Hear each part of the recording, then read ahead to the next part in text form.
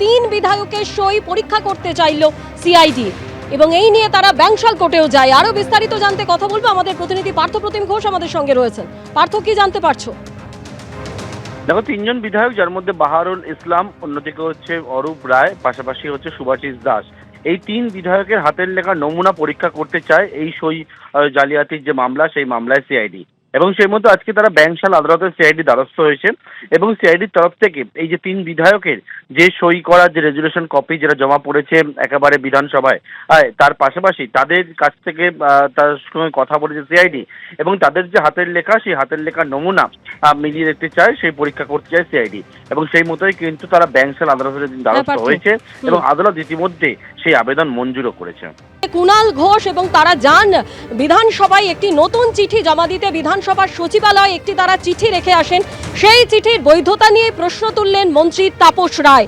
শোভনদেব চট্টোপাধ্যায়কে বিরোধী দলনেতা করতে চেয়ে তৃণমূলের তরফে যে চিঠি নিয়ে যাওয়া হয় সচিবালয়, সেই চিঠির কোনো বৈধতা নেই এমনটা দাবি করেছেন মন্ত্রী তাপস রায়। বিধায়কদের সই ছাড়াই স্পিকারের সচিবালয়ে তৃণমূলের চিঠি।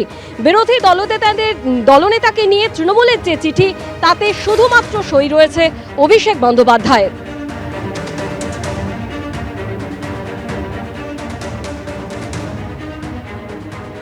গতকাল আমরা একটি চিঠি দিয়েছিলাম, অফিসেই জমা পড়েছে এবং তারা খুব নিয়ম মাফিক তারা চিঠিটি গ্রহণ করেছে, মানে চিঠিটি জমা নিয়েছেন এবং রিসিপ্ট কপি দিয়েছেন। তো আজ আমরা যখন দিতে এলাম তখন আমাদের বলা হলো যে স্পিকার গতকালের চিঠির পর ভার্বালি ইনস্ট্রাকশন দিয়েছেন কোনো চিঠি নেওয়া যাবে না। কিন্তু হাসবো না কাঁদবো, তো অবাক কাণ্ড। তো যাই হোক, তো আমরা সেটা দলের নেতৃত্বকে জানাই এবং রাজ্যসভার দলনেতা ডেরেক ওব্রায়ানও আমাদের সঙ্গে আছেন। তো আমরা এখন সেই চিঠিটি, যেটি ওনারা নিলেন না, আরে বলেই দিতে পারতাম, আমরা কন্টেন্ট ভেরিফাই করিনি, যে রীতিটা আছে সেইভাবেই তো রিসিভ হয়। গতকাল রিসিভ হলো আর আজকে হচ্ছে স্পিকার সাহেব বলে দিয়েছেন কিছু রিসিভ করা যাবে না। তো এখন আমরা সেটা ইমেলে তাদেরকে আবার পাঠিয়ে দিয়েছি। হার্ড কপি কীভাবে কী আইনমাফিক পদ্ধতিতে পৌঁছানো যায় সেটা হবে, কিন্তু ইমেলে ইতিমধ্যেই স্পিকারকে পাঠিয়ে দেওয়া হয়েছে। তাপস রায় আমাদের সঙ্গে আছেন, সরাসরি তাপস রায়ের কাছে যাব। তাপস দা, এই যে রাজনীতি, আপনার পরিষদীয় রাজনীতি দীর্ঘদিনের অভিজ্ঞতা, আজকে তৃণমূলের তরফে কিছুক্ষণ আগে কুণাল ঘোষ, হাসিমা পাত্রটা একটা চিঠি দিয়ে এসছেন এবং চিঠি রেখে এসছেন, কার্যত বলা যেতে পারে রিসিভ করা হয়নি, কারণ অধ্যক্ষ নেই, অধ্যক্ষের সচিবের কাছে। এবং সেখানে মানে সূত্র মারফত জানা যাচ্ছে যে সেই চিঠিতে নতুন করে পার্টির তরফ থেকে বলা হয়েছে কিরে বিরোধী দলনেতা হবেন, অর্থাৎ শোভনদেব চট্টোপাধ্যায়ের নাম আরও একবার লেখা হয়েছে, যদিও বিধায়কদের সই নেই। শোভনদেব চট্টোপাধ্যায় বিরোধী দলের নেতা হবে এরকম বোধহয় 60 জনের সই সম্বলিত একটা চিঠি বোধহয় দেওয়া হয়েছিল। সেই চিঠিতে অনেক সই ছিল বিধায়কদের, যা জাল।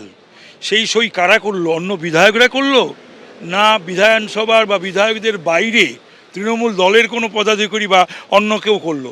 সেটা নিয়ে হেয়ারস্ট্রিট থানায় একটি মামলা হয়েছে এবং সিআইডির হাতে কেস দেওয়া হয়েছে।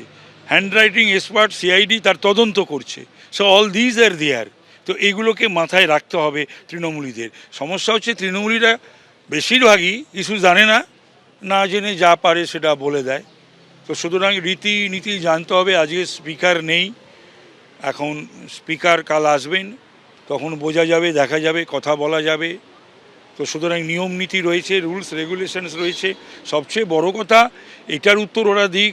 ওরা এরকম বেহায়া বা নির্লজ্জ কেন যে বিধায়কের সই জাল হচ্ছে? এটা কিন্তু বাংলা কেন, ভারতবর্ষের কোনো বিধানসভায় আমি আজও পর্যন্ত হয়েছে বলে শুনিনি। এবিপি আনন্দ, এগিয়ে থাকে, এগিয়ে রাখে।